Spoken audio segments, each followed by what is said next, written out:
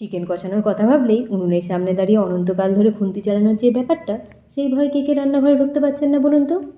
আমার মতোই আপনারাও যদি ডানা ব্যথা করার ভয় চিকেন বানিয়ে উঠতে পারছেন না, তাহলে চলুন আজ দেখে নিই একদম কম পরিশ্রমে শুধু ঢাকা দিয়ে কীভাবে চিকেন কষা বানানো যায়।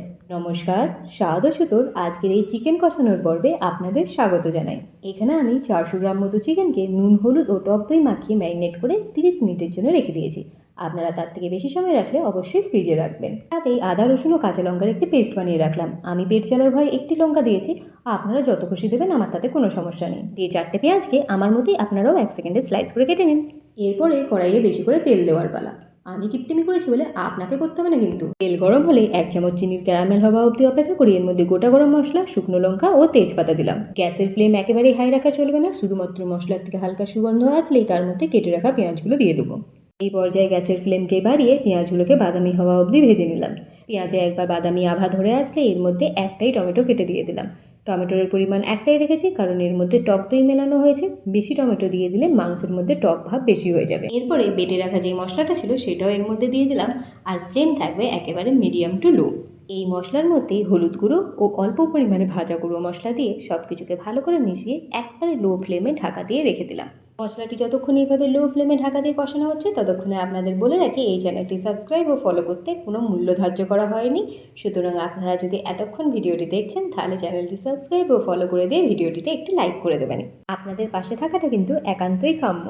দেখুন, কথা বলতে বলতে মশলা অনেকটা ভাজা ভাজা হয়ে গেছে, এর মধ্যে থেকে হালকা তেলও ছেড়ে এসছে। এই মুহূর্তে এরপরে ম্যারিনেট করে রাখা চিকেনটাও এর মধ্যে মিলিয়ে দিলাম। চিকেনগুলো কড়াইতে দেওয়ার পরেই গ্যাসের ফ্লেম কিন্তু অবশ্যই হাই রাখতে হবে। গ্যাসের ফ্লেম হাই থাকলে চিকেনের ভেতরে যে ময়েশ্চার আছে সেটি লক হবে এবং চিকেনটি ছিবড়ে হবে না। হালকা নাড়াচাড়া করে কড়াইটি ঢাকা দিয়ে 10 মিনিটের জন্য রেখে দিন। 10 মিনিট পরেই ঢাকা খুললেই দেখুন কি সুন্দর চিকেনের মধ্যে থেকে জল ছেড়েছে। এটিই হলো এই রান্নার আসল বৈশিষ্ট্য।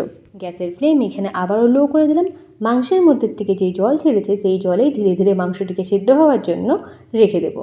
এটি আবারও ঢাকা দেওয়ার আগে এখানে আমি 4টে ছোটো ছোটো আলু মিলিয়ে দিলাম। যেহেতু আলু সাইজগুলো ছোটো ছিল তাই এখনই মেলালাম। মাংসের সাইজেতে আলুও সেদ্ধ হয়ে যাবে।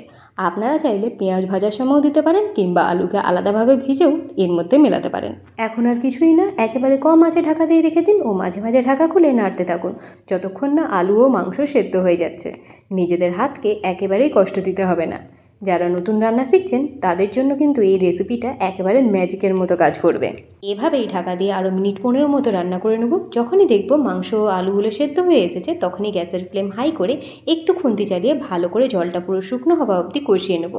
কিছুক্ষণ কষানো হলেই দেখবে মাংসের মধ্যে থেকে সুন্দর তেল ছেড়ে আসবে। যেই তেল ছেড়ে আসবে তখনই চিকেনের যে ম্যারিনেশন করে রাখা হয়েছিল তার মধ্যেই অল্প একটু জল মিশিয়ে সেই জল এবার এই কষানো মাংসের মধ্যে দিয়ে দিলাম। তবে হ্যাঁ, জলের পরিমাণ খুবই অল্প হবে, কারণ মাংসটা এখানে একেবারে শুকনো শুকনো হবে। জল দেওয়ার পরে মাংসটি আর একেবারে বেশিক্ষণ ফুটতে দেওয়া যাবে না। বড়জোর 1 মিনিট মতো ফুটে গেলেই ওপর থেকে কেটে রাখা ধনেপাতা মিশিয়ে দেবো। ব্যাস, একেবারে কম পরিশ্রমে আমাদের চিকেন কষা রেডি।